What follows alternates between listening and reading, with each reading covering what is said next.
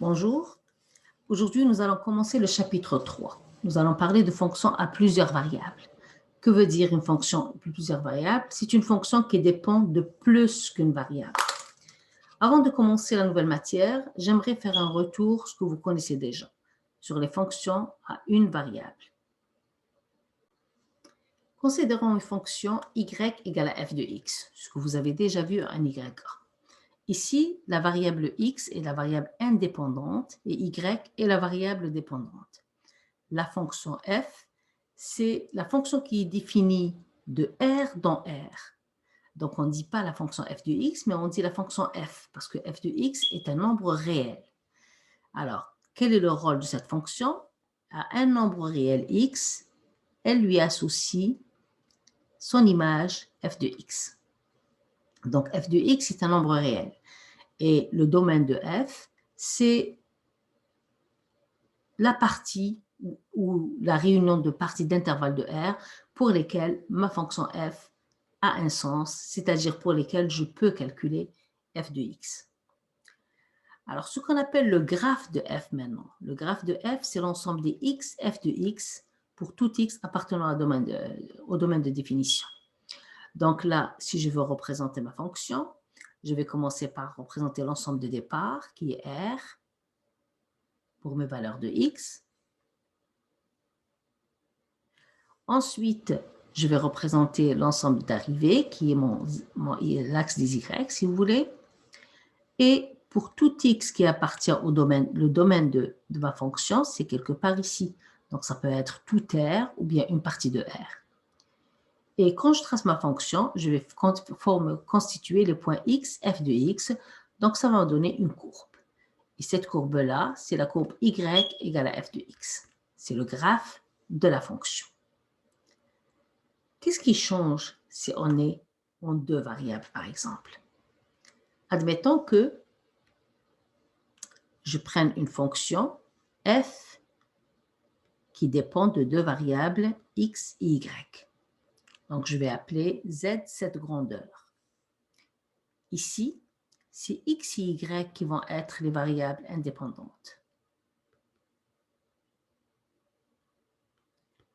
Et le z, c'est lui qui va être la variable dépendante.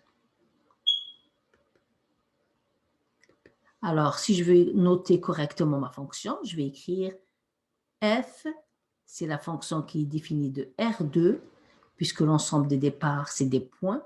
Au point xy, elle associe z, et elle va aboutir dans R. Donc, à un couple xy associe la grandeur f de xy, qui va être un nombre réel qu'on va noter z. Le domaine de définition de la fonction, c'est tout simplement l'ensemble des antécédents, ça veut dire c'est l'ensemble des xy pour lesquels on peut calculer z. Donc, c'est pour lesquels ma fonction f a un sens. Si je veux représenter ma fonction maintenant, qu'est-ce que je fais? Je vais d'abord prendre mon ensemble de départ.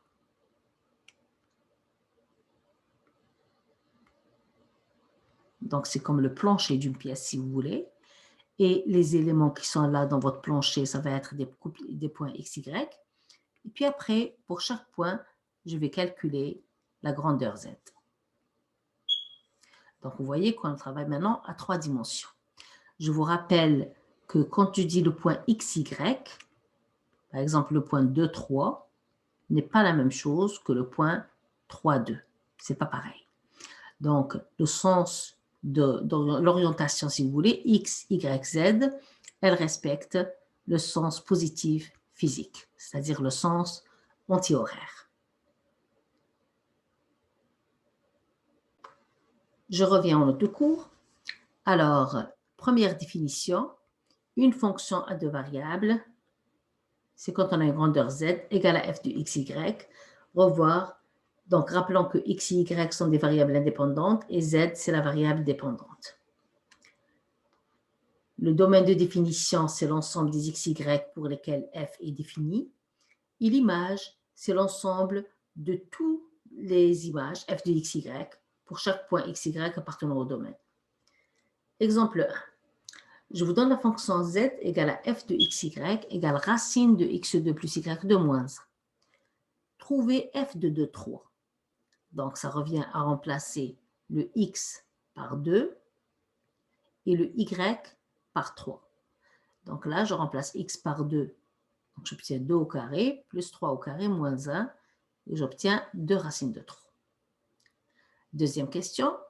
Trouvez le domaine de la fonction f. Je commence par écrire ma définition. Le domaine de la fonction f, c'est l'ensemble des x, y qui vivent dans R2, parce que j'ai une fonction à deux variables, pour lesquelles f est définie.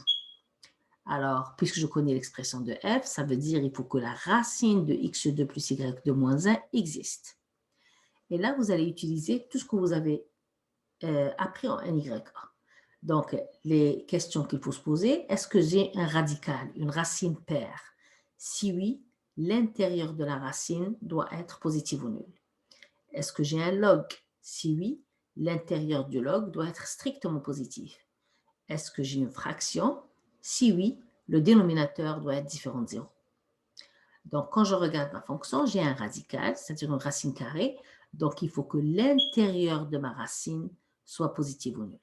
Alors, attention, si vous écrivez racine de quelque chose positif, c'est positif ou nul, ça c'est évident.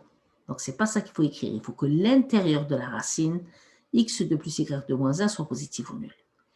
Et donc, quand je résous, je vais isoler le moins 1, j'obtiens x2 plus y2 supérieur ou égal à 1.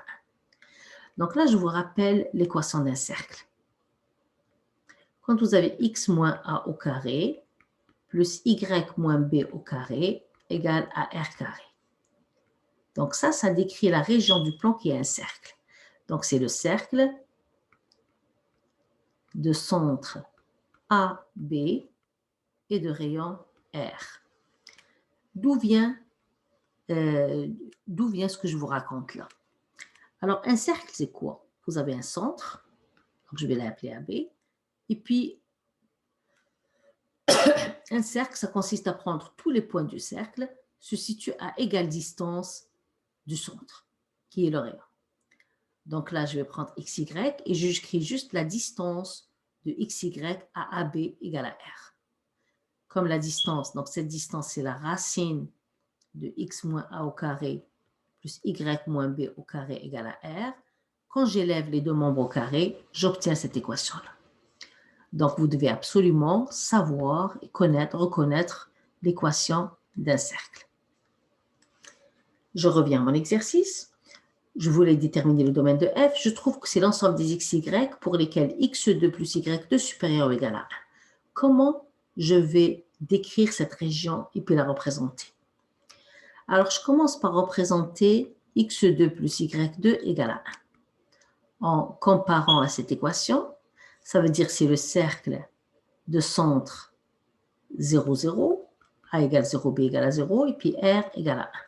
C'est le cercle qui est représenté, ici le pourtour, ici en blanc. Donc, on ne prend pas la partie blanche, c'est juste le cercle, si vous voulez, c'est le bracelet. On ne prend pas l'intérieur. Alors, mais moi, ce que je veux avoir x2 plus y2 supérieur ou égal à 1. Ça veut dire que je suis à l'extérieur du cercle. Et donc, le domaine de ma fonction, c'est toute la partie bleue qui est là. Et puisqu'on a supérieur ou égal, ça veut dire que j'inclus le cercle lui-même. Troisième question, trouvez l'image de f. Donc là, vous remarquez que f de xy égale z, c'est la racine de x2 plus y2 moins 1. Donc, quel que soit le xy que vous allez prendre dans le domaine de définition, la racine va être un nombre positif. Donc, positif ou nul. Donc, l'image de f, c'est juste R+. Donc, on écrit im de f égale à R+. Bien, donc pratique, à vous maintenant. Je vous donne la fonction z égale à f de xy, égale la racine de 2x moins y sur x moins y. Évaluez f de 3, 1. Alors, f de 3, 1. Je vais remplacer x par 3, moins 1, sur 3, moins 1. Donc, j'obtiens racine de 5 sur 2. Trouver le domaine de définition de f et le représenter. Alors, je vais écrire d'abord, c'est quoi la définition? Domaine de f, c'est l'ensemble des xy qui appartiennent à R2, parce que j'ai une fonction à deux variables, telle que, et là, je vais me poser la question, dans quel cas f existe? Première remarque, j'ai une fraction, donc je dois avoir x différent de y, et j'ai une racine carrée, donc l'intérieur de la racine doit être positif ou nul. Ensuite, je vais résoudre ces deux équations. Qu'est-ce que ça veut dire 2x moins y, positif ou nul? Ben, ça équivaut à dire que y est inférieur ou égal à 2x. Maintenant, on va représenter notre domaine. Alors, bien sûr, le domaine est dans R2, donc ça va être l'axe des x, l'axe des y. Alors, qu'est-ce que je veux éviter? Je veux que x ne soit pas égal à y. Alors, dans quel cas x égale à y? La droite x est égale à y, c'est celle-là. Et je veux l'éviter, donc je ne la prends pas. Tous les points qui sont pointillés ici, sur la droite y égale à x, je ne les prends pas, parce que le x, il est obligé d'être différent de y. Ça, c'est pour la condition x différent de y. La deuxième condition maintenant, y inférieur ou égal à 2x. Je vais commencer par représenter la droite y égale à 2x. Alors, elle passe par 0, 0. Quand x égale à 1, y égale à 2. Donc, je vais avoir cette droite-là. Y égale à 2x. Et ce que je veux, je dois avoir y plus petit ou égal à 2x. Plus petit ou égal à 2x, ça veut dire que je suis en dessous de cette droite-là. Donc, finalement, est-ce que je prends la droite ou pas? Ben, je considère la droite y égale à 2x parce qu'à cause de l'inégalité large. Donc, ça peut être égal. Donc, je prends aussi les points qui sont sur cette droite-là. Alors, si je veux savoir c'est quoi mon domaine de définition, c'est tout ce demi-plan, mais on lui enlève ce petit bout-là.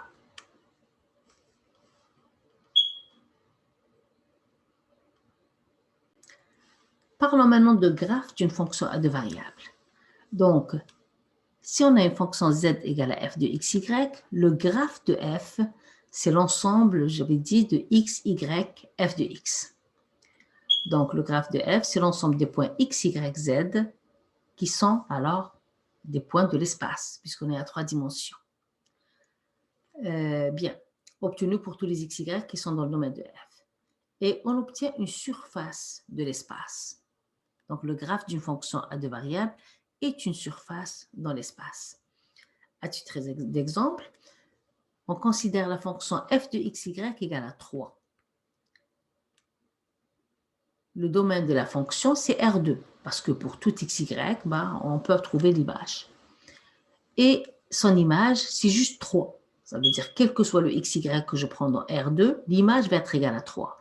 Le graphe est alors le plan parallèle au plan x ou y. Alors, si on veut bien voir ça,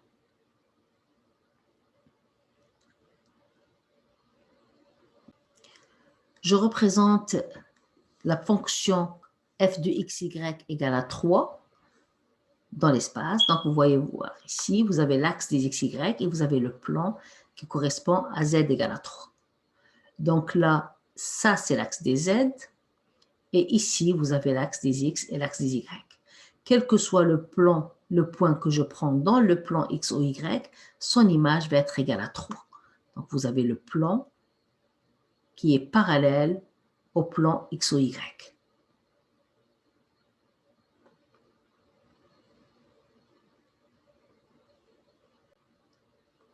Regardons maintenant le graphe de la fonction 3 moins x2 moins y2. Donc, je la représente avec ma épaule, voilà ce que ça donne. Donc, ce qui est important de voir, c'est que cette surface-là, c'est une surface parce que c'est juste, comment dirais-je, ce qui couvre ce que vous voyez là. Ce n'est pas l'intérieur. Donc, pour bien voir, je vais vous le représenter.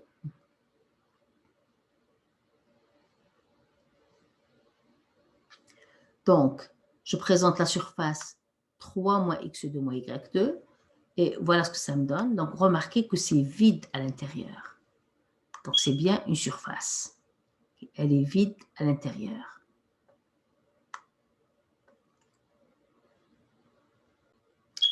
Nous allons représenter maintenant une autre surface. C'est la surface racine de x2 plus y2.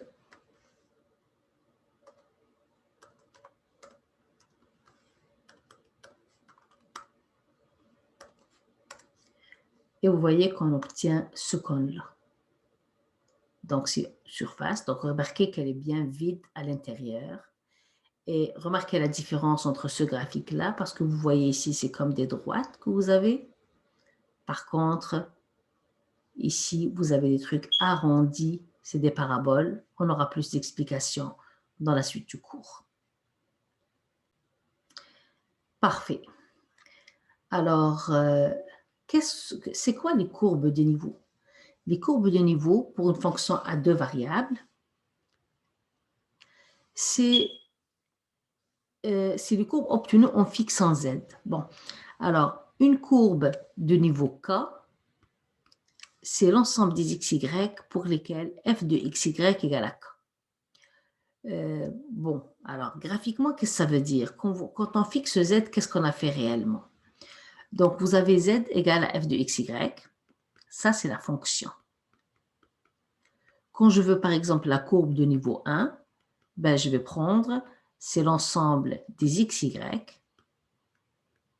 tel que f de xy égale à 1. Si je veux la courbe de niveau 0, ben, je vais prendre l'ensemble des xy tel que f de xy égale à 0. Donc, la courbe de niveau k, c'est l'ensemble de tous les points dont l'image est égale à k. Alors, qu'est-ce que ça veut dire graphiquement? Je reprends l'exemple de la fonction racine de x2 plus y2 qu'on a déjà vu. Et je cherche la courbe de niveau 4. On va le faire d'une manière algébrique. Qu'est-ce que ça veut dire la courbe de niveau 4? Ça veut dire, je vais écrire E4, c'est l'ensemble des xy tel que f de xy égale à 4. Donc, vous voyez bien que ça, si j'élève les deux nombres au carré, ça me donne x carré plus y carré égale à 16. J'obtiens donc qu'il s'agit du cercle de centre 0, 0 et de rayon 4. Qu'est-ce que ça veut dire graphiquement? Ça, c'est E4, pardon. Ça veut dire que je prends la surface Z qui est là, vous la voyez, ça c'est ma surface Z, et je la coupe avec le plan qui est ici, et ça c'est le plan Z égale à 4. L'intersection de ma surface avec le plan me donne le petit cercle qui est en vert ici. Et ce cercle qui est en vert, c'est lui dont on a trouvé la croissance, c'est-à-dire x2 plus y2 égale à 16. La courbe de niveau 4, c'est ce cercle-là. Alors, je peux faire ça pour différentes valeurs de k. Donc, regardez, je reprends la même surface et là, je coupe avec 6 plans différents. À chaque fois que je coupe avec un plan, j'obtiens un petit cercle, un petit cercle, un petit cercle, etc. À quoi servent les courbes de niveau? Ça sert, au moins, ça aide à représenter le graphique d'une fonction à deux variables. Mais on peut aussi avoir de l'information à partir de courbes de niveau. Comment? Je vous présente une courbe topographique d'une région montagneuse. Alors, admettons que ça, c'est le niveau de la mer. Et vous avez une région montagneuse, disons une montagne qui est comme ça. Bon, alors que représente ce graphique-là? La fonction dont il s'agit ici, c'est la fonction qui donne la hauteur de la montagne. C'est lui mon z. Et puis le x et y, c'est les coordonnées. Donc, qu'est-ce que ça veut dire? Les ronds que vous voyez ici, les courbes que vous voyez ici, c'est à chaque fois pour un h fixé, donc la fonction c'est h égale à f de x, y. Donc, pour chaque hauteur, à chaque fois que vous êtes à une hauteur, vous avez une courbe de niveau, etc. Alors, pourquoi c'est vu aplati? Ça veut dire que vous allez vous mettre ici et regarder vers le bas. C'est ce que vous allez voir. Alors, qu'est-ce que ça veut dire quand les courbes de niveau sont rapprochées? Quand les courbes de niveau sont rapprochées, ça veut dire que votre montagne, comme la hauteur, elle augmente rapidement. Et quand vous avez les courbes de niveau qui sont éloignées, ça veut dire que la montagne, la hauteur, elle n'augmente pas rapidement. Alors, qu'est-ce que ça veut dire quand on se déplace sur une même courbe de niveau? Donc, si vous avez une carte, vous la suivez, admettons que vous allez suivre cette courbe-là. Alors, si vous choisissez une courbe de niveau, ça veut dire que vous allez rester tout le temps à la même hauteur. Se déplacer sur une courbe de niveau veut dire que rester à la même hauteur. Bon, la même hauteur parce que ma fonction, j'ai dit qu'il s'agit de la hauteur d'une montagne. Mais si par exemple, si la fonction donne une température, se déplacer sur une courbe de niveau veut dire rester à la même température. Pratique. On vous donne la fonction f de xy égale à y moins 2x au carré. La question, trouver, ensuite représenter les courbes de niveau pour la fonction suivante. Alors d'abord, pour un cas, je veux trouver les courbes EK, c'est quoi? Donc je rappelle, c'est l'ensemble des x, y qui appartiennent au domaine de la fonction, tel que y moins 2x au carré égale à k. Donc, il est clair qu'ici, puisque c'est un carré, le k est obligé d'être positif ou nul. Alors, je vais résoudre cette équation. Y moins 2x au carré égale à k, ça veut dire que y moins 2x égale à la racine de k. Et ça implique, ou ça équivaut à y égale à 2x plus racine de k. Si je veux par exemple la courbe de niveau 0, je vais chercher E0. E0, donc ça va être, l'équation, ça va être y égale à 2x plus la racine de 0. Donc je vais représenter E0. C'est une droite qui passe par l'origine. Pour x égale à 1, le y va valoir 2. Donc ma courbe E0, c'est celle-là. Vous voyez que si y égale à 2x, f de xy va être égal à 0. Bien. Si je veux représenter maintenant la courbe de niveau 1. Donc ça va être y égale à 2x plus la racine de 1. Donc, y égale 2x plus 1. Quand je représente cette fonction, l'ordonnée à l'origine, c'est 1. Et puis, si x égale à 1, par exemple, je vais avoir la valeur 3. Donc, c'est une... 1, c'est 1, c'est 3. Donc, vous avez... Ça va être la courbe E1. Est-ce que je peux trouver E-1? Ça n'existe pas parce que K doit être positif ou nul.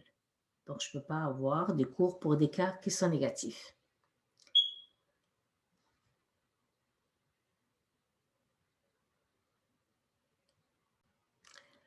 Donc là, on peut continuer et qui est représenté E4, E5, E6, de toute façon, toutes les courbes de niveau pour les cas positifs. Et vous allez remarquer qu'on va obtenir des droites qui sont parallèles. Pour voir que les droites sont parallèles, on n'avait pas besoin de représenter parce que vous voyez que toutes les courbes EK sont des droites qui ont la même pente. Donc, elles sont toutes parallèles. Donc, on va écrire la réponse. EK, pour K positif ou nul, sont les droites d'équation y égale à 2x plus racine de k. Elles sont parallèles. Alors, pourquoi elles sont parallèles? C'est parce qu'elles ont la même pente égale à 2. Deuxième exemple, on va prendre la fonction f de x, y égale à y moins ln de x. Je vais faire la même chose. Alors, EK, c'est l'ensemble des xy appartenant à R2, tel que la fonction, c'est-à-dire f de xy, donc y moins ln de x, égale à k. Deuxième étape, je vais résoudre cette équation. Y moins ln de x égale à k, ça équivaut à dire que y égale à ln de x plus k. Alors, on va voir un peu c'est quoi la courbe. Vous voyez que ici, si je veux définir ma fonction, il faut absolument que mon x soit positif. Donc, ça veut dire toute cette partie-là, x égale à 0, et les x négatifs ne font pas partie du domaine de définition. Et si je veux représenter par exemple la courbe de niveau 0, E0, elle correspond à son équation, c'est y égale à ln de x. Ça veut dire ma courbe de niveau 0, c'est ça, y égale à ln de x.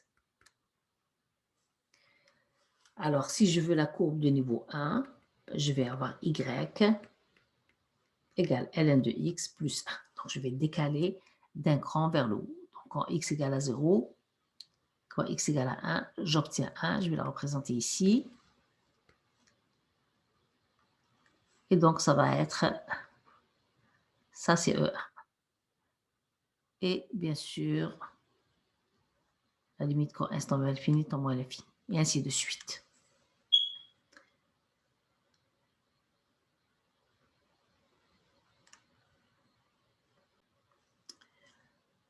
Encore un exemple. Vous avez la fonction f de xy égale à exponentielle y sur x. Donc, je vais écrire EK, c'est l'ensemble des xy qui appartiennent au domaine de f. Donc, tel que exponentielle y sur x égale à k. Il est clair ici que l'ensemble, le domaine de f, c'est quoi? C'est l'ensemble des xy tel que x différent de 0. Ça veut dire que le domaine de ma fonction, c'est, je ne dois pas prendre l'axe des y. Donc ça, c'est l'axe x égale à 0. Bon, alors je vais résoudre l'équation pour trouver à quoi ça ressemble. Donc, exponentielle y sur x égale à k, ça équivaut à dire que y sur x égale à ln de k. Comme la fonction exponentielle est positive, il est clair qu'ici, le k doit être strictement positif. Donc, y égale à x multiplié par ln de k. Donc, ln de k est une constante pour tout k positif. Donc, finalement, ce sont toutes des droites qui passent par l'origine.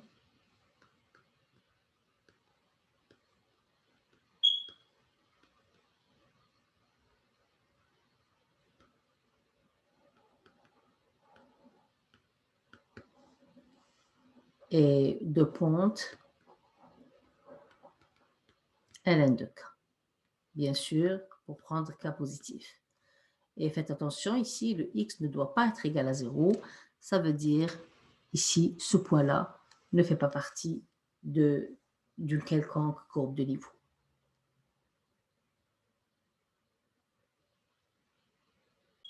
Dernier exemple, on vous donne une fonction définie par partie. F de xy égale à ln de x2 moins y, si xy est différent de 0, 1 si xy égale à 0. On nous demande de trouver la courbe de niveau 0, puis la courbe de niveau 1. Je commence par la courbe de niveau 0. Donc, la courbe de niveau 0, c'est l'ensemble des points x, y qui ont une image égale à 0. Comme ma fonction est définie par partie, je vais regarder dans le cas où x, y n'est pas égal à 0, 0, et ensuite, dans le deuxième cas, voir si je prends le point 0, 0 ou pas. Donc, je vais dire si x, y n'est pas égal à 0, 0. Ça veut dire partout, sauf en ce point-là. Qu'est-ce qui se passe? Ben, je vais résoudre f de x, y égale à 0. Si x, y est différent de 0, 0, f de x, y, c'est ln de x2 moins y2. Et donc, ça équivaut à dire que x2 moins y égale à 1. Ça veut dire que y égale à x2 moins 1. Alors, la représentation graphique est une parabole. Comment je vais la représenter? Alors, quand x égale à 0, ça me donne moins 1. C'est le sommet de ma parabole. Et puis, ensuite, ça fait ça. Okay. Et la question que je me pose, donc j'ai regardé tous les points, mais je n'ai pas regardé le point 0, 0. Alors ici, la question à se poser, c'est que est-ce que ce point fait partie de E0 ou pas? Pour le savoir, j'ai juste à calculer f de 0, 0 égale à 1. Ce n'est pas 0, donc ça veut dire que le point 0, 0 n'appartient pas à la courbe E0. Donc ma courbe E0, ça va être juste la parabole. Donc la réponse, E0, c'est la parabole y égale x2 moins 1. Deuxième étape maintenant.